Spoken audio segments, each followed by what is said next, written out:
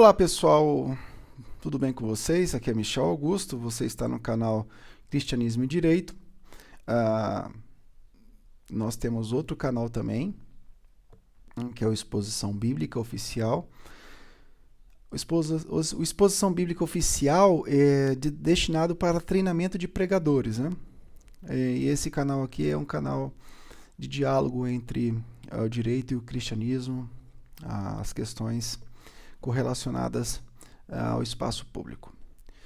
Eu queria falar hoje sobre um tema muito relevante. Olha, hoje nós temos nitidamente um cerceamento de liberdades de expressão na área da mídia, né? E com certeza o futuro é que a liberdade religiosa seja colocada em xeque. A liberdade de expressão religiosa. Colocar o discurso cristão como um discurso de ódio vai ser paulatinamente a tônica do espaço público, né? Essa narrativa já está sendo preparada dia após dia. Quando você, por exemplo, prega sobre aquilo que a Bíblia diz que é pecado, isso já é visto como discurso de ódio. Bom, o discurso de ódio existe no meio cristão ou não cristão, com certeza.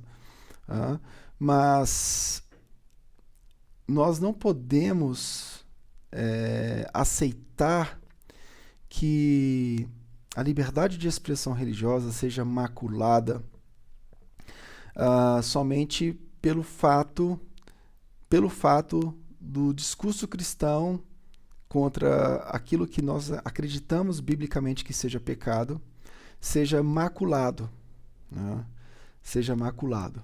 Então, o Estado deve coibir os excessos quando as pessoas usam a religião para matar, roubar, praticar fraudes, né? O artigo 13, por exemplo, item 5 da Convenção Americana, do Pacto de São José de Costa Rica, vai trabalhar sobre a liberdade de expressão religiosa e os abusos dessa liberdade. Mas, simplesmente pregar o que a Bíblia diz não pode ser encarado como discurso de ódio. Então, nós estamos vendo, dia após dia, uma desconstrução, uma construção de narrativa que vai paulatinamente cercear o discurso religioso, né?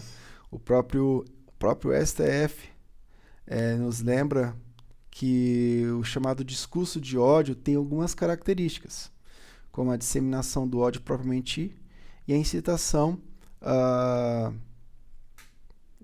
de violência. Então, se no discurso religioso está tendo o ódio propriamente dito e a incitação de violência, aí sim podemos caracterizar como discurso de ódio. E isso não cabe a nós, literalmente, né? Porque a partir do momento que nossa proclamação, que o nosso discurso religioso se torna um discurso de ódio, não faz sentido, né, continuar proclamando o Evangelho. Não.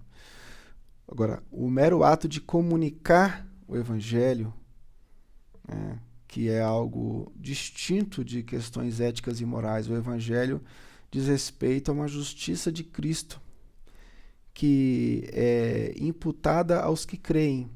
E isso é dom de Deus. Nesse discurso do Evangelho há questões éticas e morais.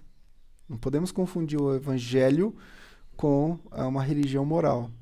Mas, de fato, no discurso do Evangelho, na prática do Evangelho, existem virtudes que devem ser seguidas para aqueles que se santificam à imagem de Cristo Jesus. Então, nesse discurso, esse discurso não pode ser incriminado. Nós não podemos ser incriminados por isso. Então, nós estamos vivendo no Brasil um passo a passo para um cerceamento da comunicação religiosa. A comunicação religiosa vai ser vista como uma imposição, e principalmente o cristianismo vai ser o maior perseguido, porque o cristianismo sempre teve uma influência muito grande no mundo ocidental, e as pessoas têm um certo trauma, né, de todas as influência que o cristianismo teve, né? Então as pessoas se libertaram dessas influências e tem um medo enorme disso voltar, enfim. Agora, a nossa expressão de fé não é somente crer. A fé importa em comunicar, em dizer, exteriorizar. E usando o uso da mídia interna, seja o microfone no púlpito, ou as mídias externas, né? A liberdade de expressão está relacionada com a arte, a ciência e tecnologia, né? Educação e cultura propriamente dita. Os artigos 218 e 219 da Constituição Federal, os artigos 205 e 216 nos explica sobre isso. Isso faz parte do princípio democrático do próprio direito, né? Então, tomemos um certo cuidado, porque a bola da vez, com certeza, vai ser a comunicação da fé. Essa aí vai sofrer, já está sofrendo, né? Já está sendo enquadrada como um discurso de ódio, né? Como se o espaço público tivesse que ser neutro, né? Como se o espaço público fosse neutro, e ele não é neutro.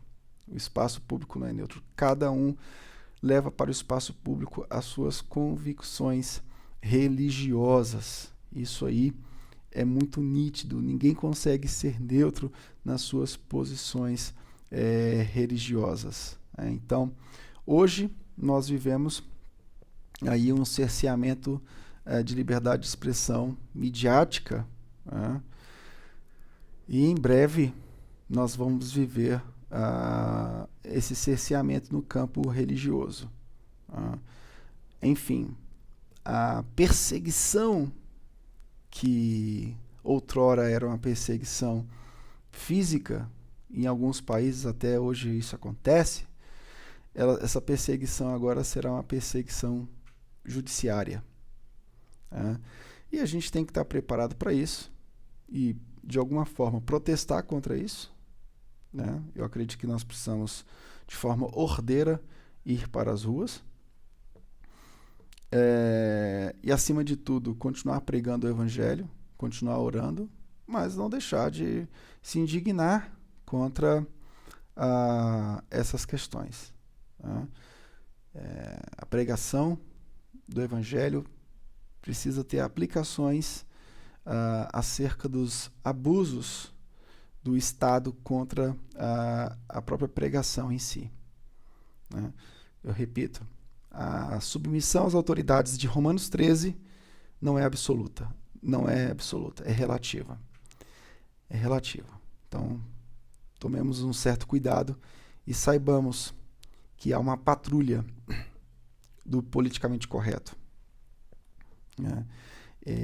Essa patrulha tenta ridicularizar valores religiosos o tempo inteiro. Continue pregando, continue orando, mas nunca deixe de protestar através da própria pregação em si e através de atos democráticos, como as manifestações livres, constitucionalmente garantidas, ordeiras, que são necessárias até mesmo para mantermos um espaço democrático no nosso Brasil, tá bom? Espero poder ter te ajudado. Que Deus te abençoe. Se você puder, se inscreva no canal, ative o sino para receber as notificações e também dê um like nesse vídeo aí. Um abraço, tchau, tchau.